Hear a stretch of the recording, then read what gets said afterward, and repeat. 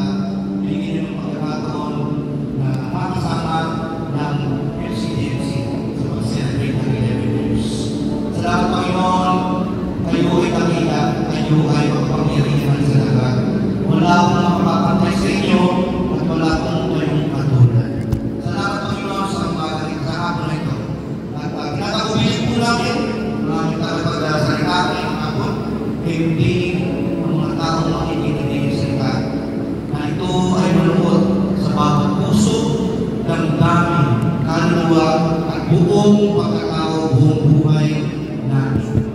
Kayo po ay takina, pinapuri namin kayo sa matamis na pangalan ni Jesus. Amen. Palakpakan po natin sa malakas ng palakpak ang ating Panginoon. Amen. Hallelujah.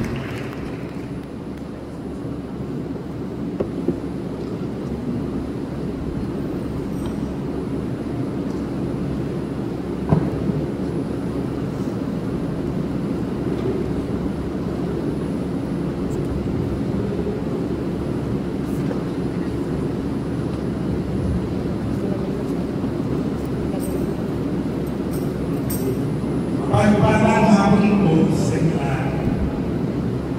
Ang speaker natin ngayong hapon ay tinawag ng Panginoon noong 2011. Siya ay pumasok sa Tagala sa FPPNPI noong 2007 hanggang 2010. DPPI taong 2014. At sa Isabela College 2019 hanggang 2022. Nakalimutan ko kanina. 2 touch points. Nagpunta kami chorus.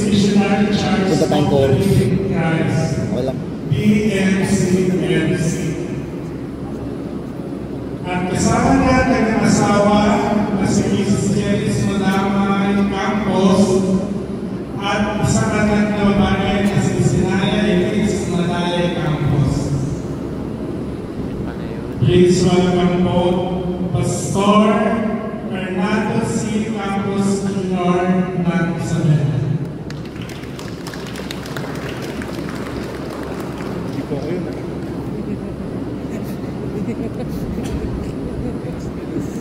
Yes po, hindi po ako Pastor Fernando. Hindi po ako sa kasama for scripture reading. And we open our Bibles to Revelation chapter 3, and we will be reading through verses 40 to 20. Verse 14, and unto the angel of the church of the Laodiceans write, These things say the Amen, the faithful and true witness, the beginning of the creation of God. I know thy works, that thou art neither cold nor hot. I will thou wert cold or hot. So then, because thou art lukewarm, and neither cold nor hot, I will spew thee out of my mouth.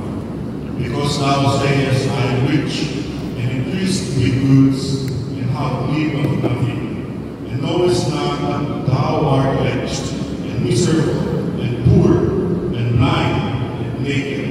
I counsel thee to buy me gold, tried in the fire, that thou mayest be rich in white raiment, that thou mayest be clothed, and that the shame of thy nakedness do not appear, and anoint thine eyes with hyssop, that thou mayest see. As many I love, I rebuke and chasten. Be serious, therefore, and repent. Behold, I stand at the door and knock, and if anyone hear my voice, and open the door, I will come in to him, and will sup with him, and he with me. To him that overcometh, will I grant to sit with me in my throne, even as I also overcame, and am sat down with the Father in his throne. He that hath an ear, let him hear what the Spirit said unto the churches. The Lord has blessed his word. Nakaupunin po tayo lahat. Again, let's call Pastor Fernando.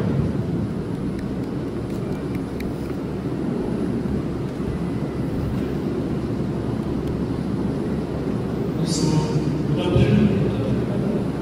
So, nandiyo naman ako para sa dito sa halaga. Okay? So, lalo na nakita ko kanina yung mga taga-secretary sabi ko, nadoble. Okay? Nadoble yung. But anyways, I'm thankful because you give me the privilege to speak and to share your word before you. As it's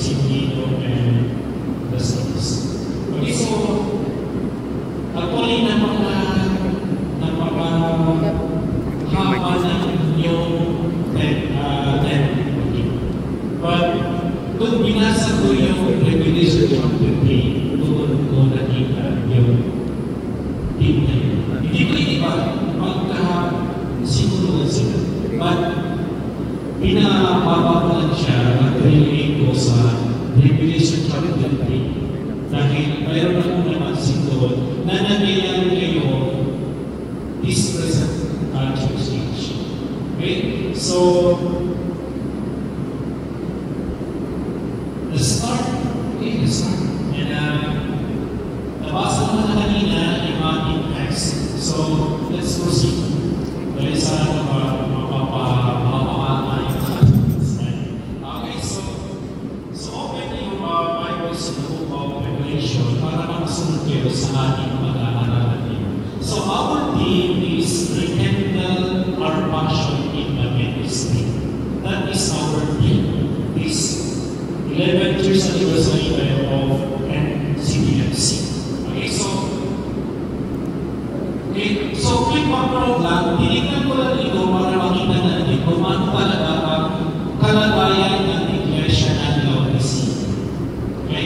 Hindi ko na tinignan yung text, yung background niya, but tinignan ko na lang yung church mismo para makarelate tayo dito. Okay? Para makarelate tayo. So that is the historical background of the Laodicean church. Okay? So, in the beginning of this background, we see that Laodicea was a community or was a Christian community and then simply the city of Laodicea or the Lagos River of the Roman province of Asia. It was one of the early center of Christianity. Okay, again, and then next. Okay, next. Laodicea was a prosperous city known for its wealth. Okay, so let's try to relate our place in Las Piñas and community. Dahil natin yung nangyayari ng time ng Laodicea Church. Okay, so Laodicea was a prosperous city known for its wealth, backing oil production. Yung oil production na yun, yung tungkol yan sa mga yung mga ginagamit ginagawa is skin of gold lahat na yung mga animals na ginagamit ko pang makaligtas sila ng langit na magaganda ng manitibay. And then also, hindi lang yan, but also and medical advancement, particularly in ophthalmology. So, bagay na ito dahil dito i-relate ng Panginoong Jesus yung nangyari sa kalagayan nila sa nangyari sa Laodicean Church. Okay? Bagay na itong bagay nito.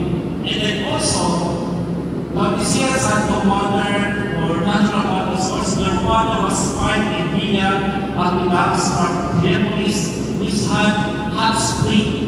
And all cities had called mountain water. Okay? Yan yung source ng water nila. Actually, napakamayaman nila, but they don't have water source.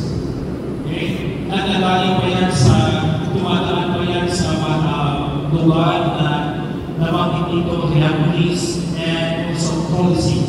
Which is ito yung mga malapit na lugar sa Laodicea Church. And also, we had not got, by that time, the water reached Laodicea, it was lukewarm. Okay? And nabanggit dito yung lukewarm church. And never had or healing or cold or refreshment. And in Laodicea Church is the last of 7 churches addressed in Revelation, and the only one among the 7 addressed that received solely review and no positive comments from the Lord. Ibig sabihin, they don't have received commendation, but only the review from the Lord. Compared to the 6 churches na na-address dito sa Revelation, they don't have positive comments on the Revelation. Oh, praise. So, fully ready. And now, our topic is rekindle our passion in the ministry. And now, let us proceed. What should we do to rekindle our passion in the ministry? Ito na yung titignan natin. Dahil dito sa Laodicean Church, nawala ang kanilang passion sa Panginoon. Then, sumunod ang kanilang passion sa Kristo. Yan ang mangyayari sa Iglesia.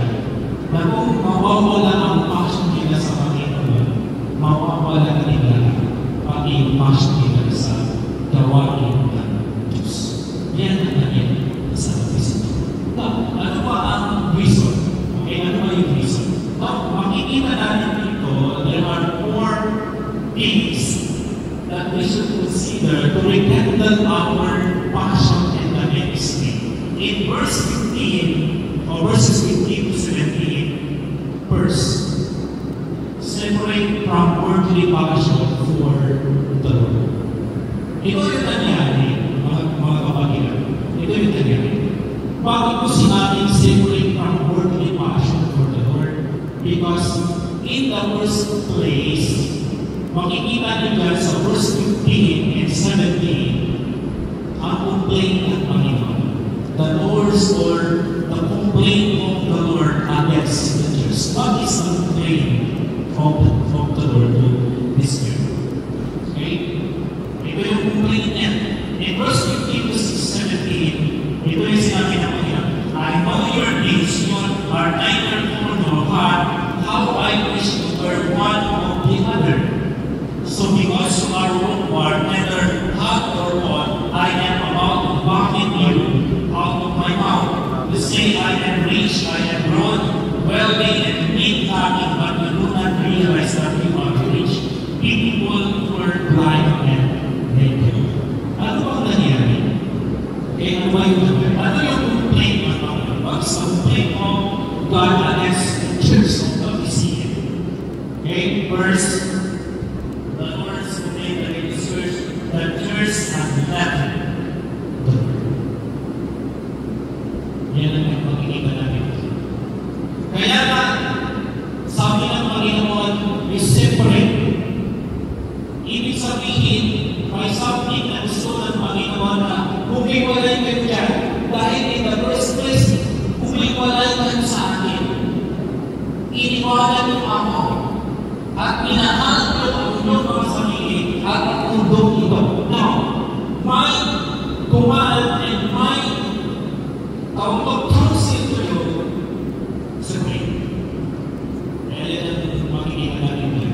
In that day, that the church had not the Lord, but also they now were for them.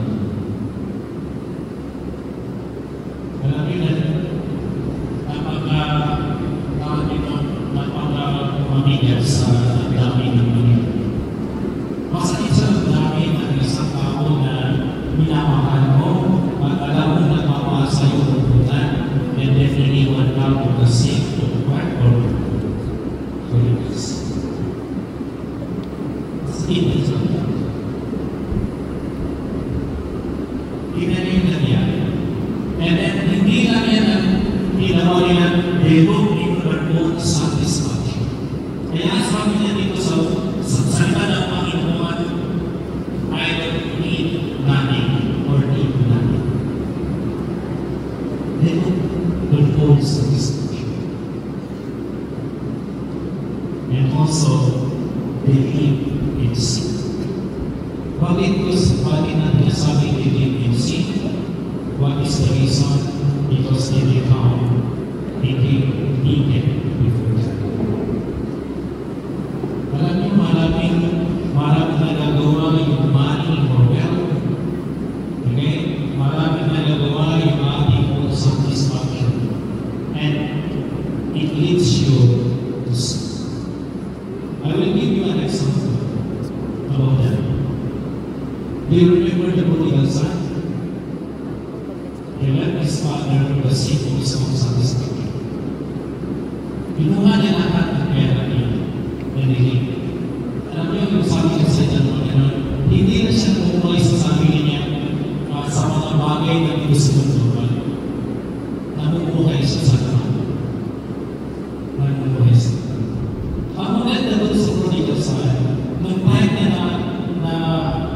bibigyan na siya at makikita niya na hindi na kaya-kaya ang ginagawa niya sa harapan ng Panginoon at naisip niya ang kanyang ama na doon tayo ngayon ay inahadlan siya na humiyag-dimulay sa kanya.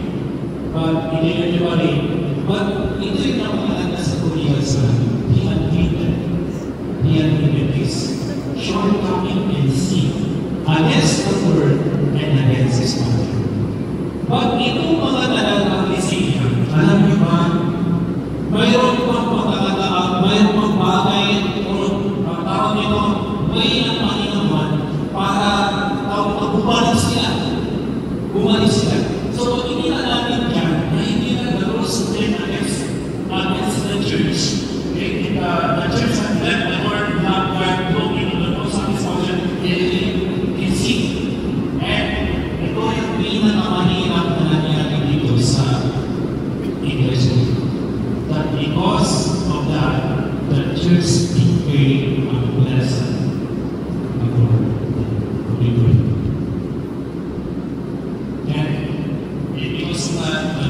Speak them out. Tingnan yung reason niya kung bakit sinabi ng Panginoon, I will speak you out. Sino ba yung gusto na tubig dito na hindi masama ang lasa? Would you drink it? If I will give you a water na hindi siya kakaya-kaya o hindi siya masama? Gusto nyo ba? Ano gagawin ninyo? Idudulungan ninyo. Pero hindi ibig sabihin yung speak you out or God will speak you out. Hindi ibig sabihin na naggawa ng kasalanan ay mawawala na yung kalikasan mo. Remember, the book of Revelation is not applied to non-believers. It is applied to believers. Lagi natin tatandaan kasi minsan tayo nami-misinterpret natin yung salita niya. Na hindi natin tinitingnan na, ay, paano pala sa mga nanampalataya ko? Hindi sa akin nanampalataya. Kaya sabi niya sa mga nanampalataya, I will speak you out. I will speak you out. Yan ang gagawin ng Panginoon sa kanya. And if you are going to return to the Lord. That's why, yung pangalawa dyan, the Lord's complaint against the church. By the way, ating makikita test doon in Titus chapter 2 and verse 12 verse 15 to 17. Kaya niya, lagi ba yung pinapahala ng Panginoon na doon na gagawin. Nor the things spring. Kaya makikita natin dito na simply a worldly passion for the sake of the Lord. Yan ang kumuha ng Panginoon. And also, hindi na rin ang pikiran natin also, kahit gano'n ang nangyari sa iglesia ng Laodicea, the church or the Lord was concerned for the church. Kung bumasahin natin ito sa verse 17, 18, and 18, but you do not realize that you are a spiritual, poor, blind, and naked. I counsel you to buy from me gold refined by fire, so that you may become with white garments, so that you may be clothed, and your sinful character is not exposed. It shall anoint your eyes, so that you may see. Alam niyo, kahit gaano tayo kasama sa Panginoon o marami tayong magugulong sa Panginoon, God is still matters. God is still giving chances, more chances to us. Ngayon, ang condition niya ng Panginoon, the condition of God is bitter. Bitter. Sa mga Kristiyano na nawala sa Panginoon, iniwan ang gawain ng Panginoon, iniwan na nila ang kanyang relationship sa Panginoon, iniwan ang the basis of God, the counsel of God, return. That is, return, recognize Him. That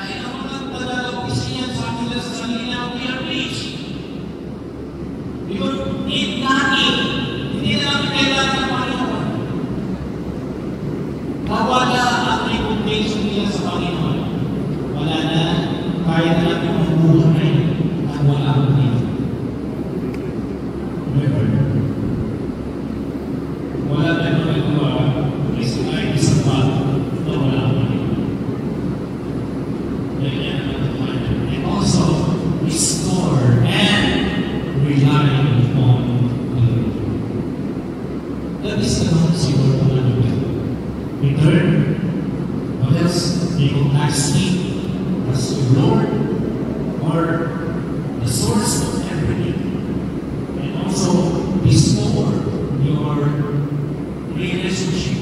By the way, yung restore natin, hindi yung pag-agit na naman para magkaroon ka ng relationship sa Panginoon. Restore because nasira yung ating relationship sa Panginoon. Hindi nawala yung relationship natin sa Panginoon. Hindi mawawala yan. Nandyan na yan. But ang nawawala sa ating relationship sa Panginoon. Okay? Go back and restore and rely on the Lord. Yan ang gusto ng Panginoon. That's why sabi niya dito, buy me. Buy me. Kasi alam natin na wala tayong matataguhan, wala na tayong kailangan sa buhay natin kung hindi lang ang Panginoon. Yan. Yan ang patunay na ang Panginoon masasabi na nila, ikaw ang Panginoon ay ikaw yung sapat sa pagkasang Panginoon. Yan ay tututin namin ang only. Only. Yan ang nasasalita dito sa chapter 3. Okay? So, makikita natin yan ang pagmamahal ko rin ng Panginoon sa atin. Although, minsan iniiwan namin, hindi na minsan parati namin iniiwan ng Panginoon. But God is still with us. And it was just to return. It was everything. Okay? And then, makikita natin yan na council and commandment of church to return, recognize, and restore and rely. And that is it. Now, the question is, tatanungin natin yung sarili. Kumusta tayo na anak ng Panginoon? Kumusta ang ating fellowship ng Panginoon? Kumusta yung buhay natin na nakaraan and in this present time or in the future? Baka nawala na tayo sa Panginoon. Baka napapatuloy tayo hanggang this present age, you're still ignoring the word and still out. So, ang ating makikita dito is bumalik na. Bumalik. May kailan alam nyo, napakasakit na nangyari sa buhay natin. Although, wala pa yung connection sa mga tao ito. But they are special. Nangyari sa Punta Mountain Province, may namatay doon. Young people, when I was in Bible school, namatay yung young people, St. Joseph Roman. After almost a month, namatay si Pastor Nelson. Sabi ko sa buhay ko, namatay ko rin ng buhay. Kaya, maskip sa pagdating na wala yung pagdating. Aming mentor yung nagturo sa akin. Pero nagpaalala sa akin like kaya naman kapatid, kung malayo sa Panginoon, kung hindi ka na enrolled sa ministry, ang umanda ng Panginoon sa Iglesia ng Pagkisinya ay yun din ang umanda sa iyo. Balik ka. Balik ka sa iyo. And then, recognize it. Source of Panginoon. Their life. But ano nangyayari kung hindi tayo hindi natin gagawin ang Panginoon? Gusto niyo bang hintayin ang Panginoon na siya yung gumawa ng buhay niya para bumalik tayo? Or tama na lang makinig ka lang sa salita niya na pag sinabi niya, balik ka na at maramdaman mo na pinababalik ka na, balik ka na. Pero paano kung ayaw mo at hindi mo gusto yung kanya sinasabi sa iyo bumalik ka? and restore your fellowship. Ano ang gagawin ng Panginoon sa isa? Now, in verse, sa pamala na makikita, in verse 19, it says, as many as I have, I rebuke in Jesus. Be zealous therefore and repent. Ginawa ko sa akin dahil hindi lahat ng tumalay sa Panginoon at gustong bumalik ay hindi sila nagsasabi sa Panginoon. That's why sa verse 19, we can see here that submit to the Lord's choosing. Bakit nasabi natin ng ganito? Ang Panginoon, marami na siyang paalala sa atin. There are many consequences of God, but we are always ignoring Him and we don't believe Him. Now, marami siyang ginawang paraan. Even your pastors, your other believers rebuke you. Dahil wala ka sa Panginoon. Gusto lang mga kapatiran namin, mga alagad ng Panginoon na bumalik ka na. Ayaw pa rin. Ngayon, ang Panginoon na ang gagawa ng paraan. So, ito nabanggit niya, as many as I have, I rebuke. Ngayon, verse pa lang, I rebuke. Pag hindi na mabuha sa rebuke na ron, next, I will chase you. Ito na yung pinaka-masakit, pinaka-mahirap, na gagawin ng Panginoon. Na kahit ayaw mo, gagawin pa rin ng Panginoon. Because He loves us. Kaya makikita mo dito, then be zealous therefore. Yun ang plan ng Panginoon. Why God revealed us and why God changed us? Because He wanted us to bring on and bring our zealousness in Him and in His ministry. So, gawin mo lang return para bumalik. Now, alam niyo, may tuwa ko yan na naging effective dito namin. May maraming churches ngayon that even members will want something to the church or to the discipline of the church and even their pastors. Maraming ganun na even though they are committing sin and ang gusto ng church ay makikonsay, gusto ng pastor ay balik ka, and their way is to discipline you. Hindi ko mag-usahan. Discipline. But some of the members they don't want to serve. And ang Panginoon na gagawa ng parang. Kaya sabi niyo doon, ayaw niyo bumalik. Gagawin ko sa inyo, ayaw niyo lang bibigyan. Gagawin ko sa inyo, hindi ko kayo paparusahan. Bibigyan ko kayo ng paraan para bumalik. So, ay makikita natin na sa una, that the chastening of the Lord is His way to restore the Lord. Tingnan natin na yung chastening niya, hindi yung punishment, but it is a restoration of those who are committing sin or not suffering to the Lord, even to the church. Ang way ng Panginoon is to restore our faith. Yan ang pinapanatin sa Church of Laodicea. Wala sila yung they've gone on. Now, para bumalik sila, bumalik ko ng mga kanina, and God wanted to restore their faith. Anong gagawin niyo?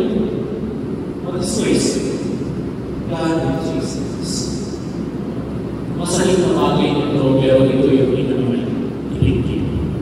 Alam niyo, naranasan na natin ng discipline, ng isang magaling, Hindi siya sa church. At sa payo, kaya siya ang mga ministers. Alam niyo, i-discipline natin siya, and then alam niyo, 1 week, I think, or 2 weeks, bumalik siya, at ibigalik namin sa ministry na kaya niya gawin. Until now, sabi niya sa amin, thank you.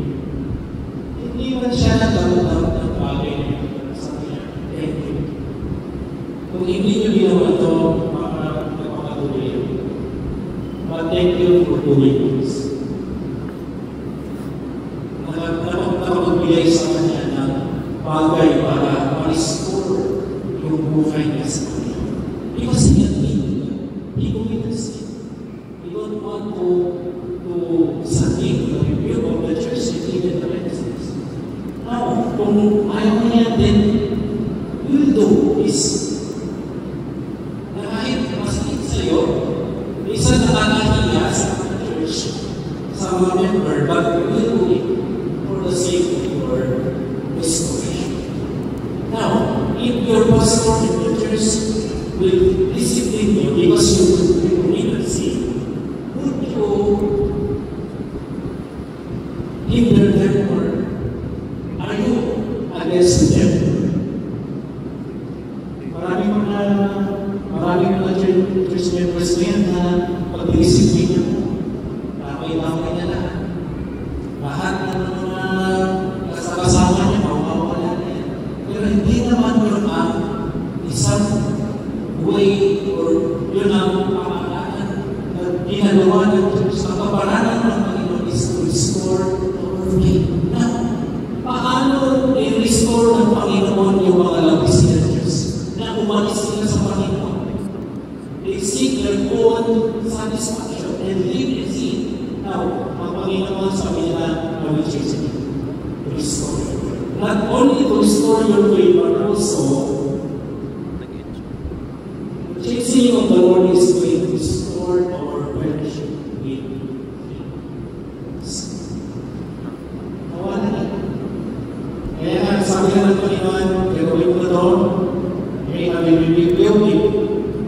Ayaw niyo nag-rebuke, then I will chase it.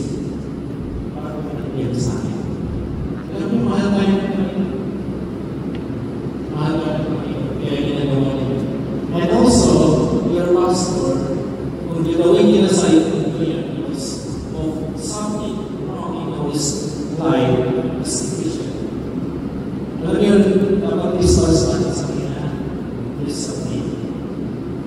Submit to the Lord, submit to the church, submit to our ministers. Ang goal ng ating mga Diyos, ating mga pastors, ministers of church, is to restore our fellowship and our faith.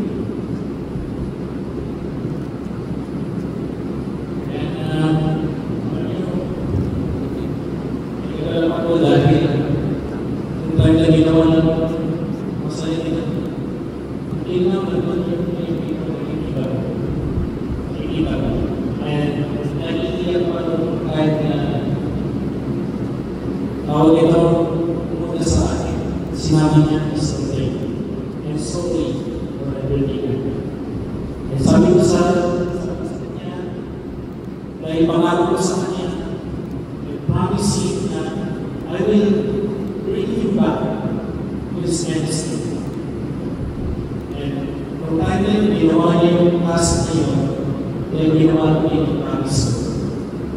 And now, he became effective to his ministry. Kaya, isang namin na yung mga disiplina mo umalis na. Dahil hindi nila maintindihan yung bagay na ito. Let us remember that when God chases us, He wants to restore us. He wants to restore us. Not to punish us. That's why, and by the way, in Hebrews chapter 12, verse 6, ito yung sign of faith. Tandaan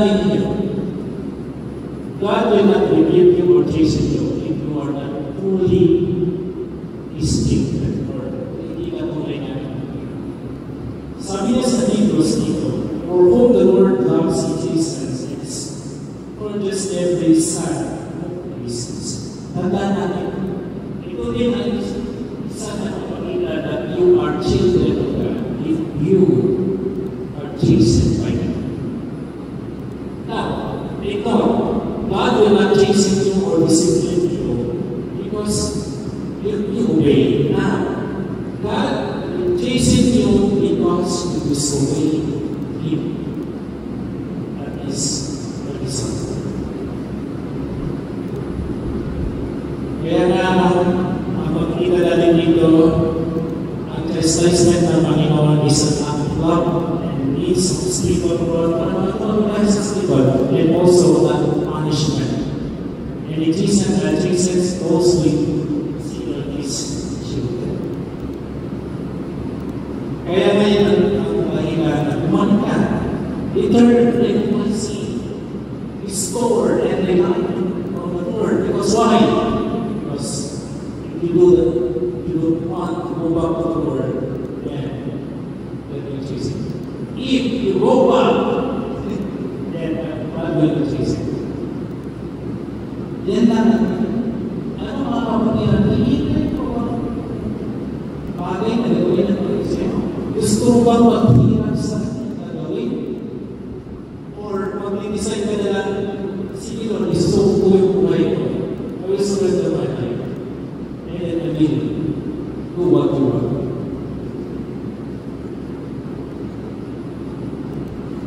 And then, hindi mo niya mahanapin, but also, in verse 20, ito na, yung pakatawang pag-ibig natin. That is the thing the Lord chastening, and also, pangatlo makikita natin dito is seek and intimate fellowship with the Lord.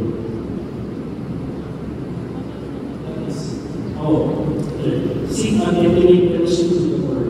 Sabi niya sa verse 20, behold, I stand at the door and knock. If anyone hears my voice and opens the door, I will come in and dine with him and eat with him. Alam niyo sa bundok noon, ito yung story talaga ito. Sa bundok noon, ito na alam ko ito. Dahil ito natulad sa episode, walang fellowship pag walang pagkain. Ano ba?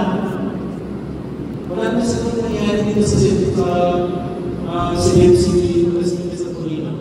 Kasi sa ibang na namin, kung walang magkaya ng fellowship. Pero kung may pagkain, fellowship. Sabi ko, kung talaga ang fellowship, anong meaning niya? Dapat ba may pagkain?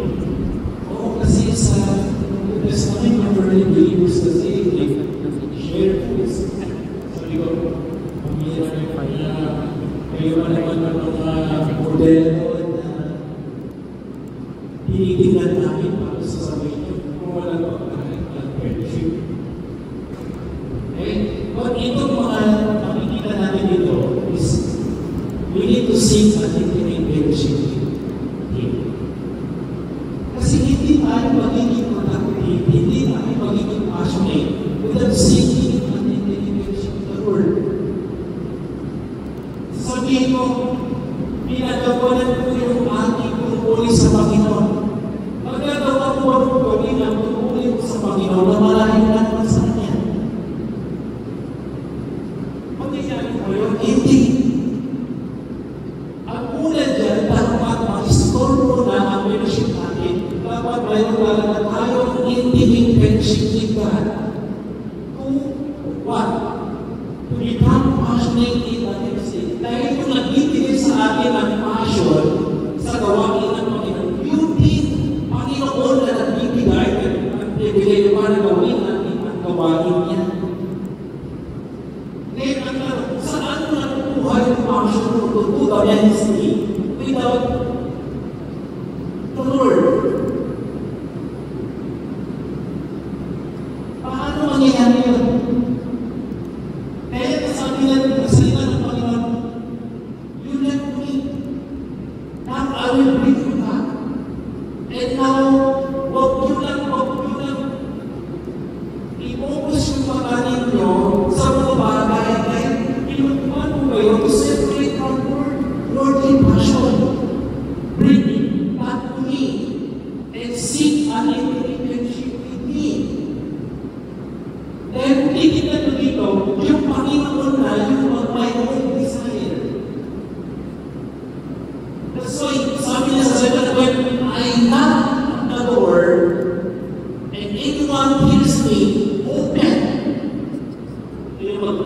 mga ginagamit ng mga ibang mga nanampalataya na naririnig ko, they use it for sharing the gospel, pagtatatag na, open your hearts.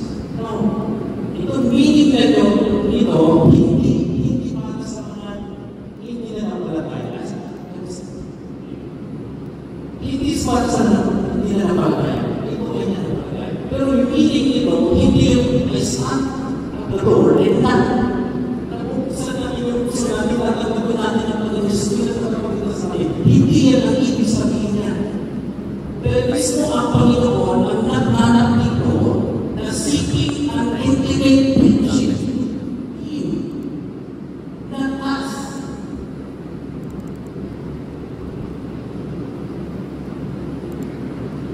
Alam niyo, mayroon na isip na isang illustration. Sabi ng aming guru noon, kung nakasalubong sa Jesus, sino kasama? Sino ka-fellowship? Kung nakasalubong mo ang Panginoon Jesus, sino kasama? And now, kung nakasalubong mo sa same time, sino kasama? And that reminds me, sabi ko, ay, impact dito, totoo naman. Kung ang isang nalampalataya, nakasalubong mo na kayo ng anak,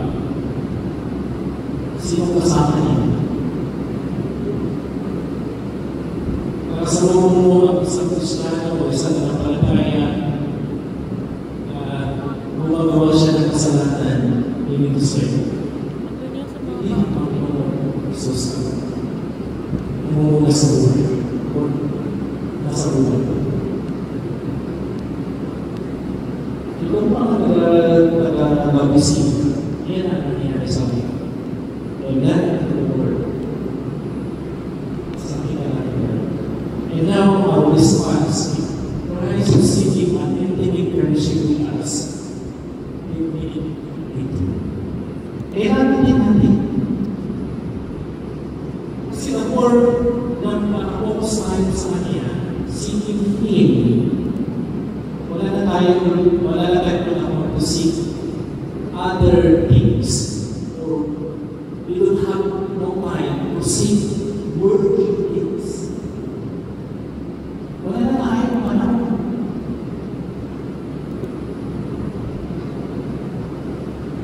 Kaya na yan ang sabi ng Panginoon, seek me, seek me. Yan ang papalakanan ng Panginoon at papalakanan din natin para hindi mabaling yung focus natin sa ibang bagay. Dahil yun ang nakakatlag sa atin. Yun yung mga bagay na nagbibigay sa atin para magkaroon tayo or nawawalan tayo ng passion sa Panginoon at sa passion ng kanyang gawain. Kaya as you need to seek focus, kaya sabi niya sa Colossians, seek all these things, it's not seek Christ, looking unto Jesus. That is the Word of God. Seek. Tayo mga Panginoon, mas marami pa tayong panahon sa sarili natin, mas marami tayong panahon na inalaan natin sa mga bagay na hindi naman para sa Panginoon. Alam niyo, ito yung bagay na natin. Bakit tayo mas mahal natin ang mundo?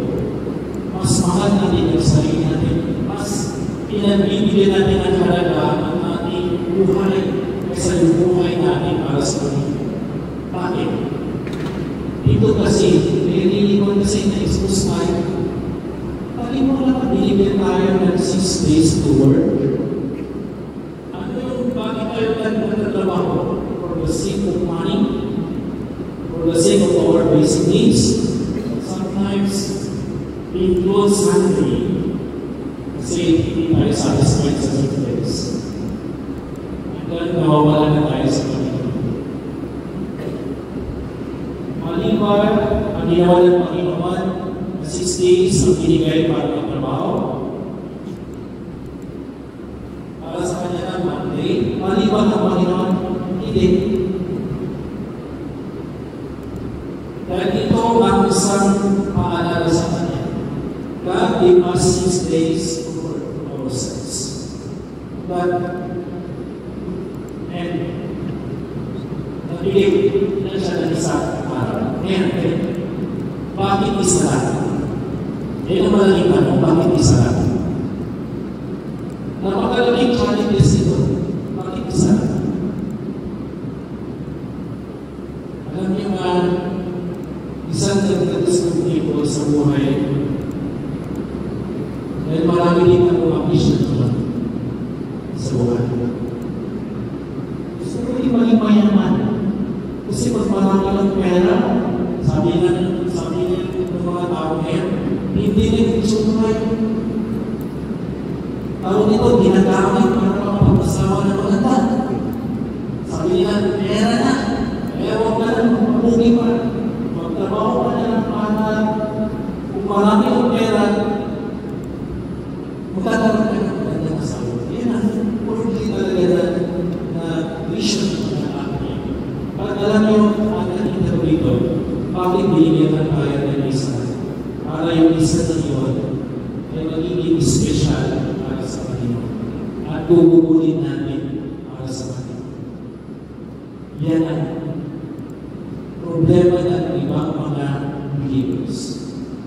And they are including Sunday word because they are not satisfied. They are not satisfied. Kaya nga, kahit masakit sa dami ng Panginoon, pero hinihintay pa rin ang Panginoon na mabigyan natin siya ng isang espesyal na araw na kahit isa lang ay nasasatisfy tayo sa Panginoon.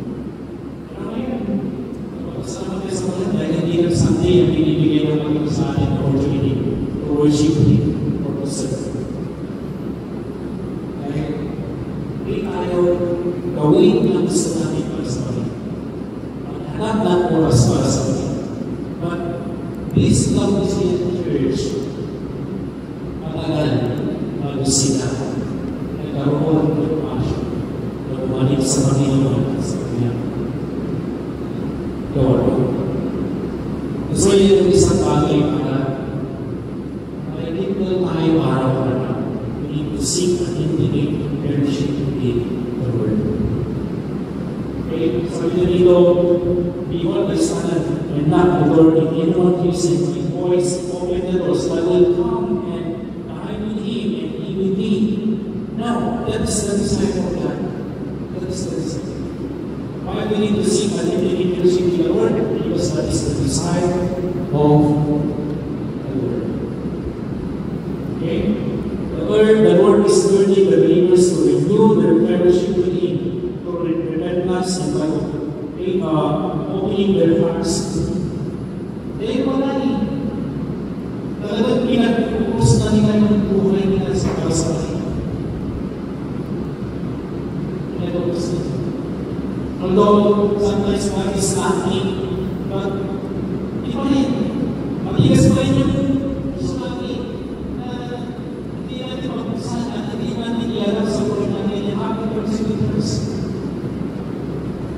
Masakit niya.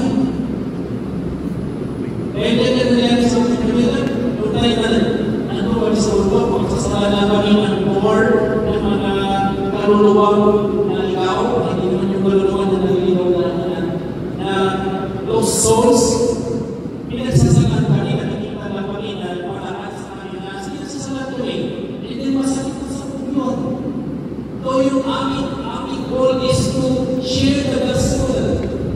Pag nararamdaman namin, basta pupunta kami doon sa area na yun, malakas pa. Pag namin doon, paglapas namin doon, magbubukas na naman yung door. Sabi namin, ang sakit naman yung nangyayari sa atin. Yan din ang narinig ng Panginoon sa atin.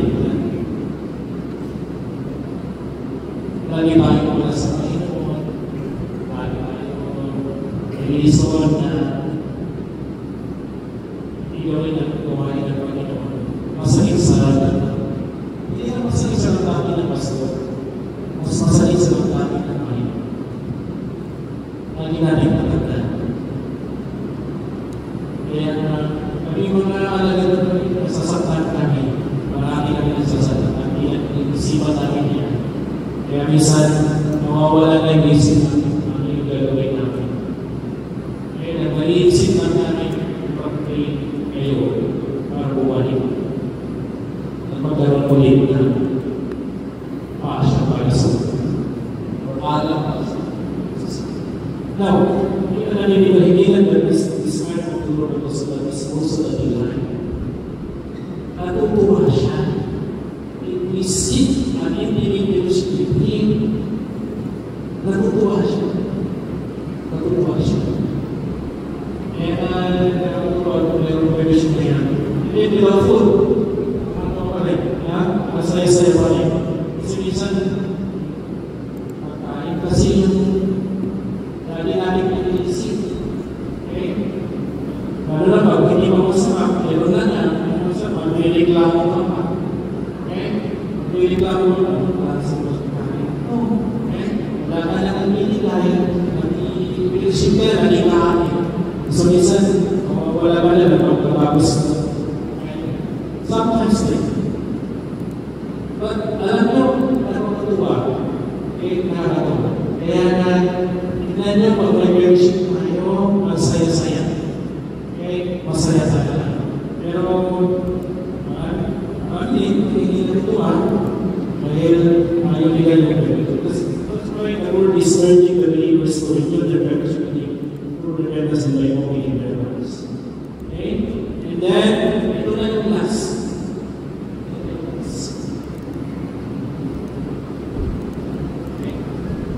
In verse 21, He came and said unto the angels, once we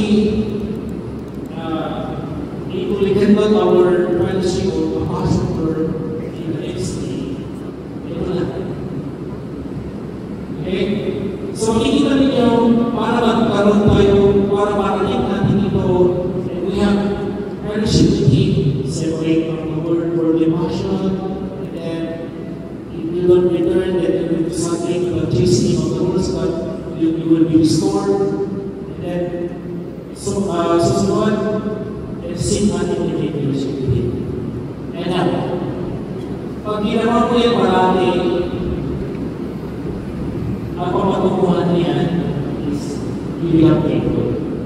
That's why, bakit kasi namin grateful dyan, dahil dito sa verse 21. Ano sabi ng verse 21? The one who overcomes, I will grant the right to sit with me on my throne, as I also overcome and sat down with my Father on His throne.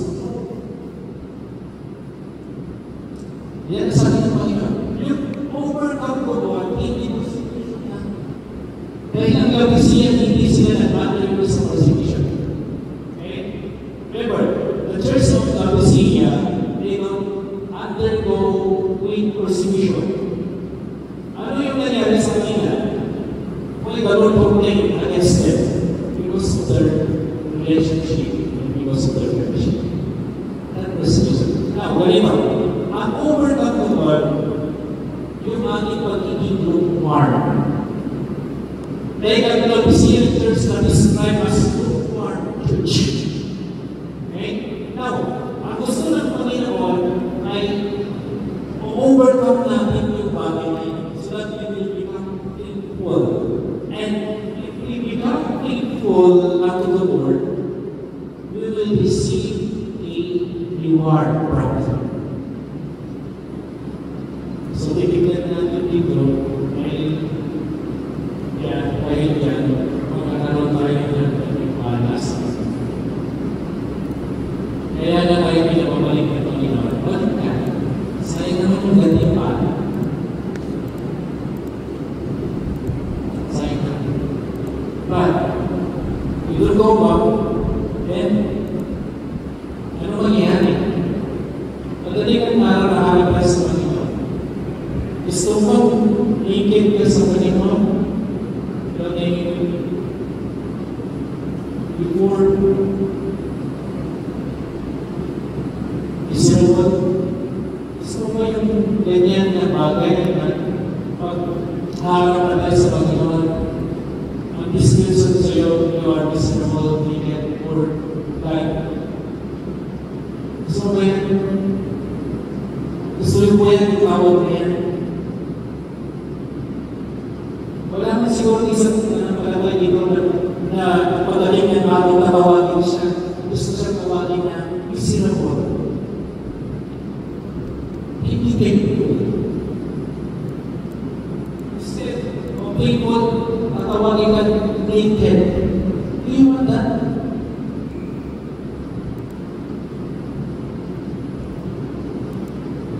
Kaya masarap makikita yung mga tao na namamatay, pinubuhan ng Panginoon na makikita ulit doon sa buhay niya.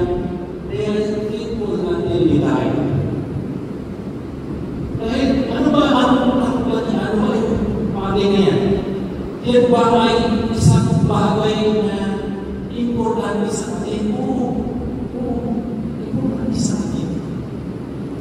Pero someday, sabi niya sa salita ng Panginoon, sa 2 Timothy chapter 2 verse 12, ano sabi ng Panginoon?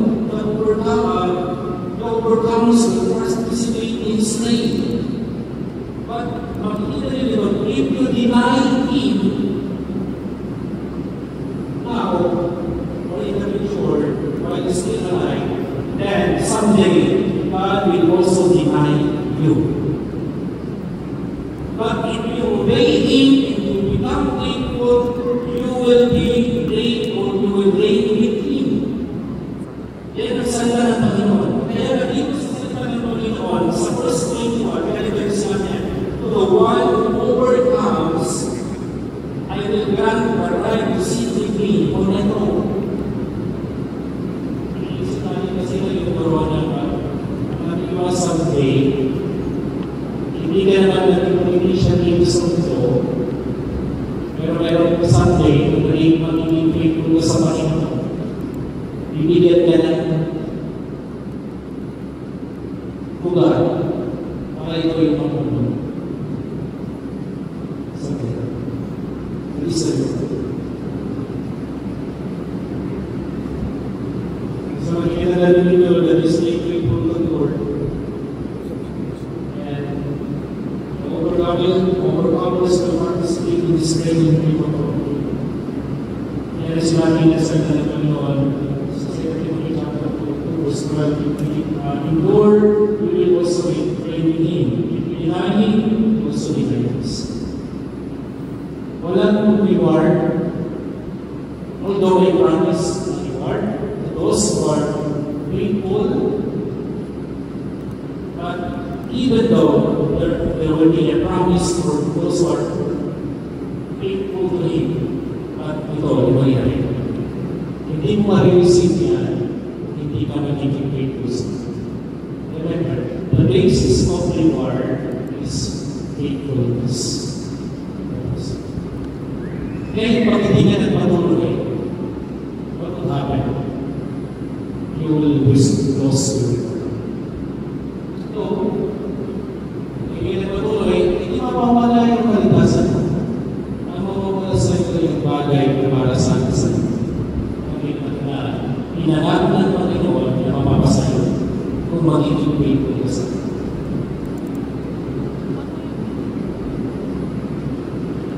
Kaya nga, itong verse na to, 2 Timothy chapter 2, verse 12, connected siya sa Matthew chapter 25, verse 14 to 20. Alam niyo ba yung Matthew chapter 25, verse 14 to 20?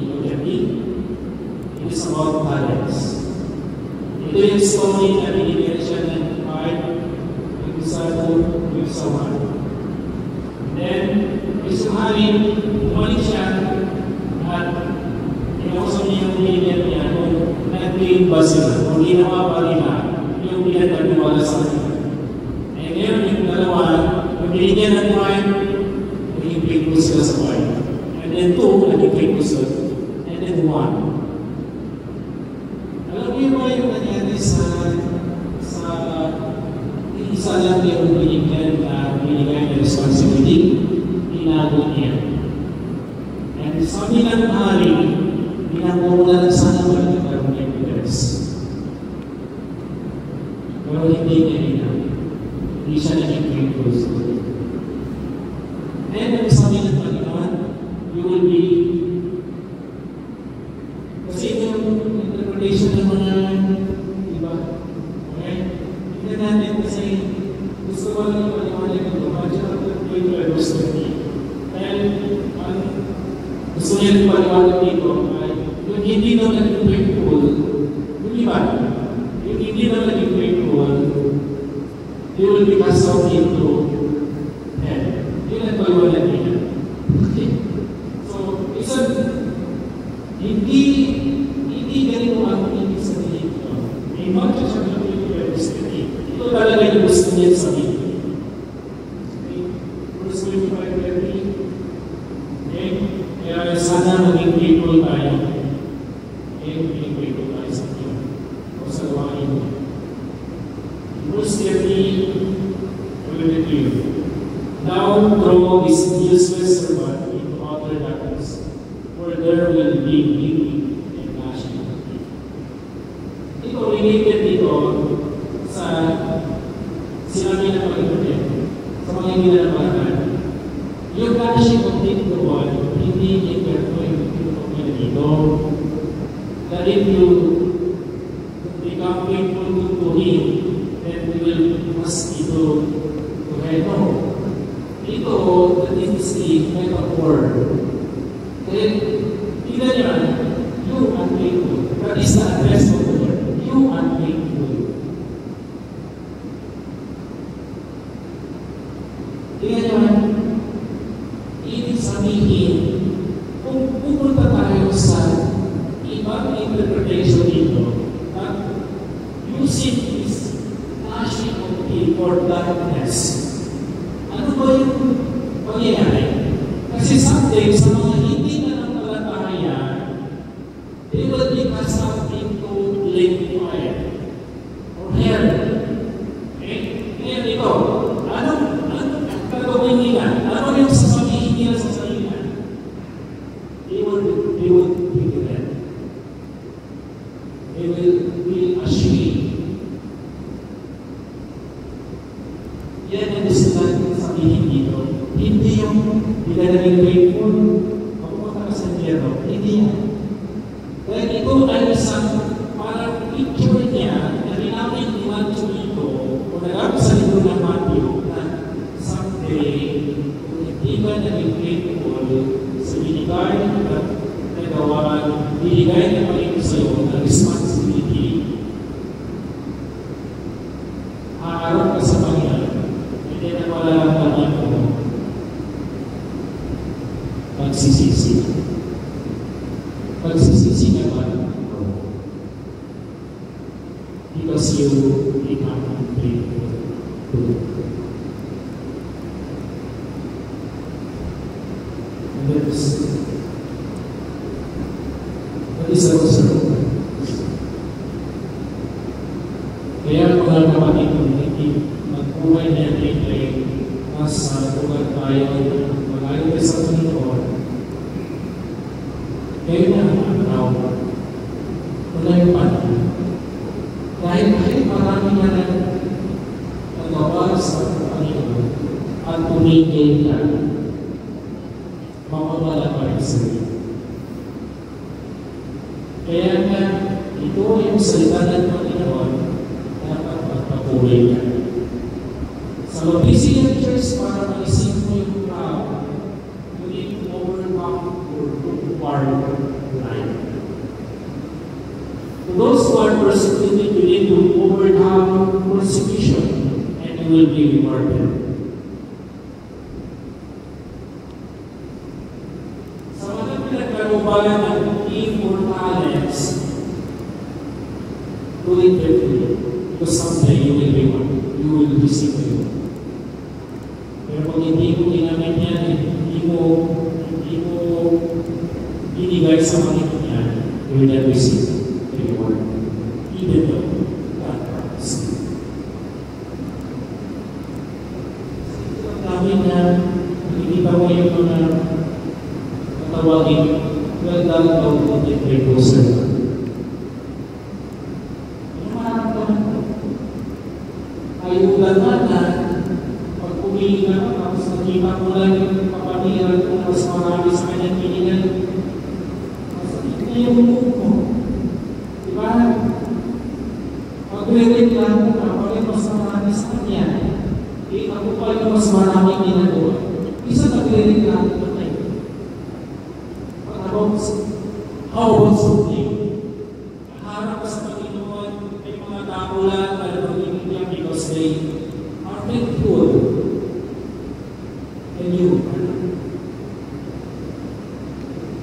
Kaya hindi lang yung mangyayari sa atin, but also someday, God enables for us to participate in His reign and authority, and also will partake in His triumph and the rewards of His victory. Meaning to say, hindi mo lang siya makikita personally, but also, you will reign, but also you are participating in His reign, or in His triumph, or victory, and even His reward. Kaya sabi niya dito, as I also overcome and sat down with my Father on His throne. Dalawa kasi yun. Okay? Panako ni Jesus sa mga people, and yung gagawin ng Panginoon, yung mangyayari sa Kanya, because hindi ka victorious sa ginawa niya sa ating buhay, kung siya ay namatay dahil sa ating kasalanan. Yan yung ating pagbubunin or kailangan ating isi-celebrate something. Yung ginawa ng Panginoon. Kaya nga yan nasabi ng Panginoon sa atin. And hopefully, believers of Christ, sa mga Las and Pulino, hopefully, kung malayo na tayo sa Panginoon, yung sa tao na na. With you, restore our church to prophet. Huwag ka natin hintayin. Huwag ka natin hintayin na tawag ito, umatay tayo. Huwag natin hintayin na umatay mga Panginoon. While waiting for the coming of Christ, let us do our responsibility. Nabinigay ng Panginoon sa atin. Huwag ka natin sayangin yung oras natin. Bakit doon? Kaya din na na-realize ko kung buhay ko eh. So, yan ang mga tumadala sa buhay ko na I will die serving the Lord. Yan ang ako sa sarili. And that is my motivation. Hopefully, yan din ang motivation natin. Para hindi naman maging sayang yung buhay natin. Na ay nabuhay ka na mahaba dito. Hindi naman naging pagulong maging nawala na huwag naging kapulungan sa buhay mo. Wala din. Mas gusto mo na lang kung wala na kanayin, mas gusto mo na lang mamatay ng maikli or buhay mo na hindi na nagsisibig. Kasi nabubuhay ka ilang sa kusano na napakanagal pero wala ka naman sa akin. Sana sa salita ng Panginoon ito ay marinig natin. Let us strengthen our passion by separating ourselves from worldly passion and things for the sake. Okay? Kaya mga siya naman, and as a native, God will chase us and give us as a need for Him. And let us always seek an intimate connection with Him. Okay? Don't forget the Lord. Don't forget Him. Okay? Don't forget Him. And also, let us stay with praise. In our conclusion, as a first in this present age, let us prioritize and seek spiritual riches. Hindi naman naman. Alam ko dito sa Manila, grabe yung reflection dito. Grabe yung reflection. Alam ko yung pinagalaman natin. Alam ko na kaya, kailangan natin magtrabaho para mabuhay tayo. But we need to seek also our life. Right? Also. And then maintain a close fellowship or relationship with the Lord. And stay faithful as we wait for His power.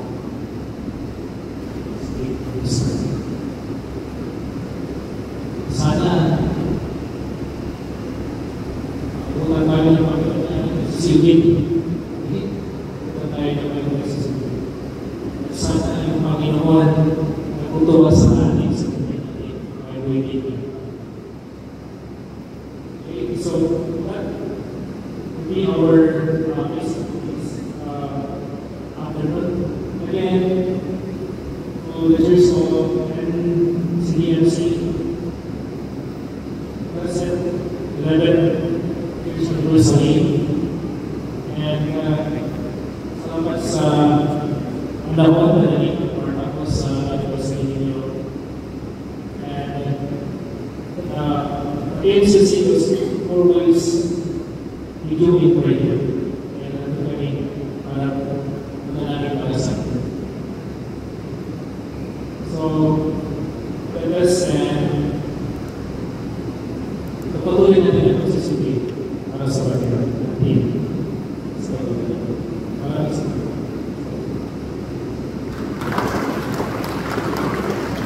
Ito yung lahat ng panalangin na tayo to pray to last years, and everyone will be sister. Really, Panginoon, salamat po sa ating sa nagkalupan ng Panginoon na to rekindle our passion.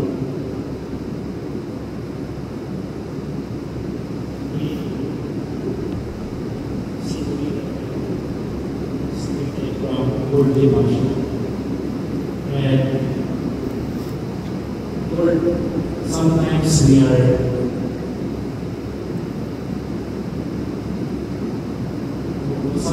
disobedient. So, Lord, and thank you because often not to speak, restore us and bring us again to the relationship. And help us to believe on your heaven.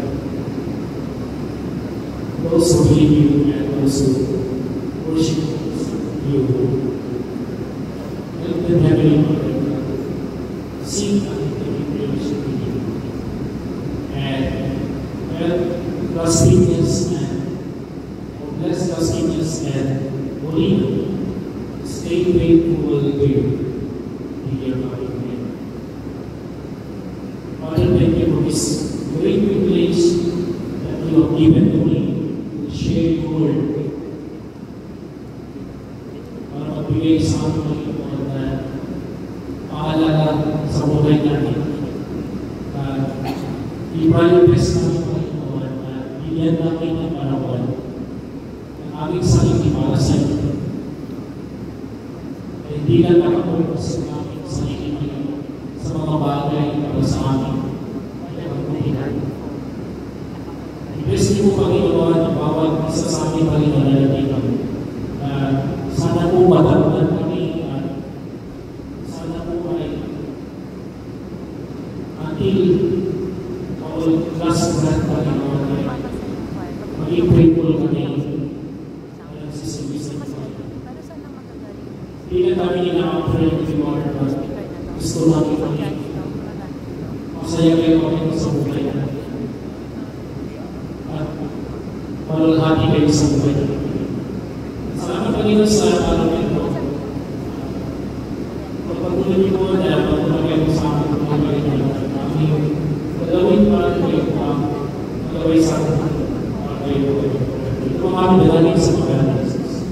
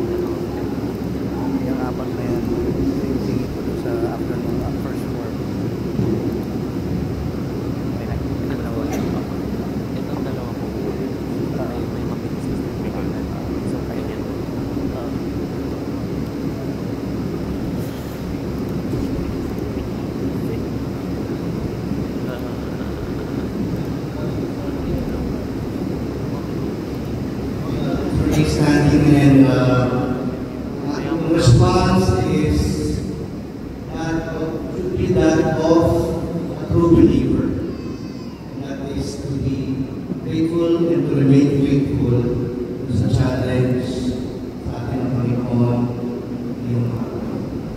Hindi po natin ang isang witness song is entitled To Be Faithful.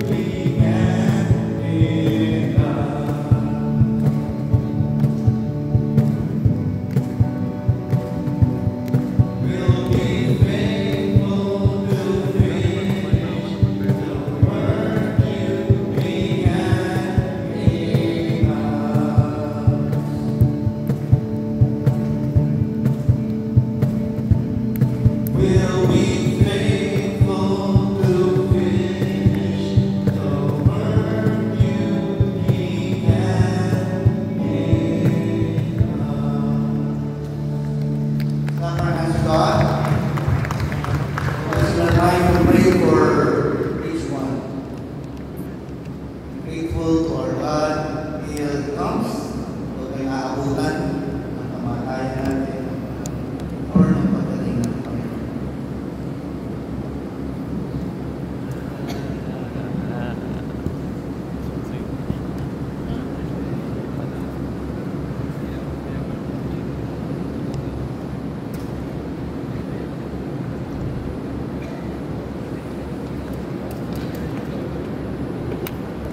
If you look around us, many things point to God. Nature, such as the beautiful sky, birds of the air, vibrant hues of flowers, the twinkling stars, and amazing animals remind us of the Creator. Even the storm and the earthquakes we experience point to the Creator. How much more for us? Every day is an opportunity to sing to our God praises for His goodness, faithfulness, and marvelous work.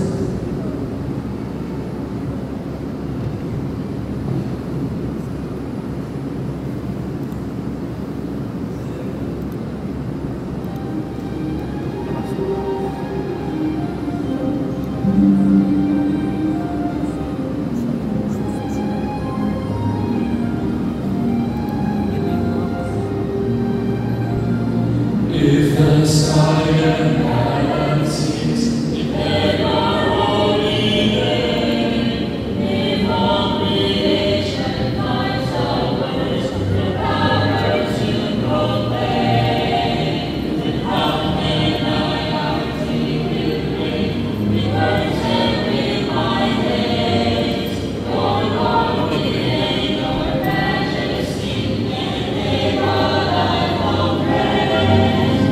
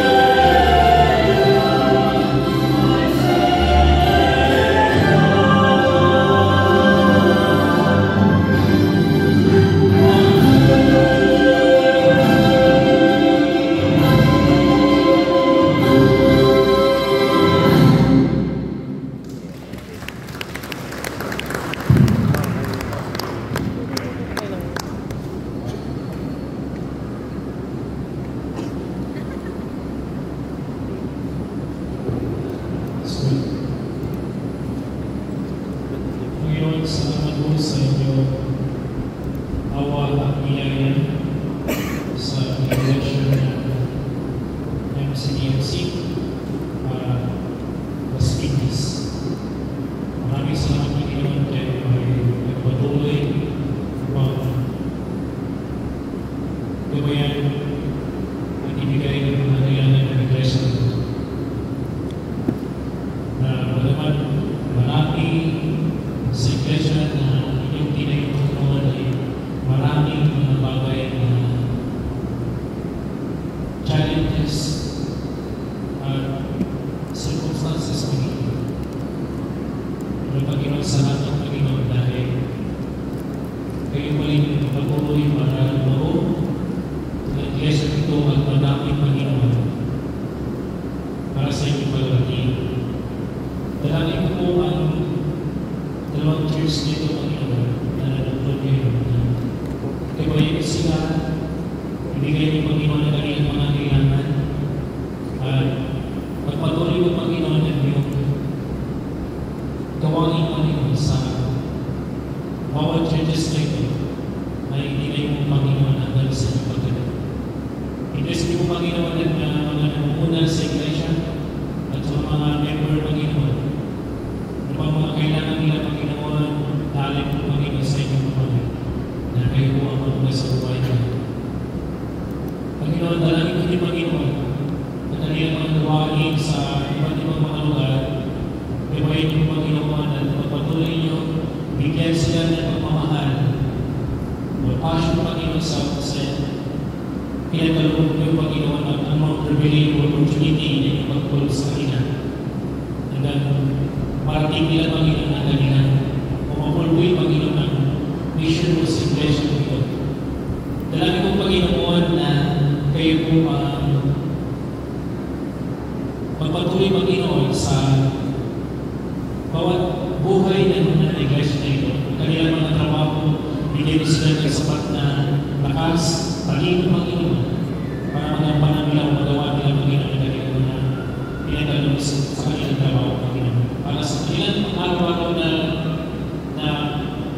pangangailangan kayo din Panginoon na ang una sa buhay nila upang may provide Panginoon ang kanilang pangangailangan.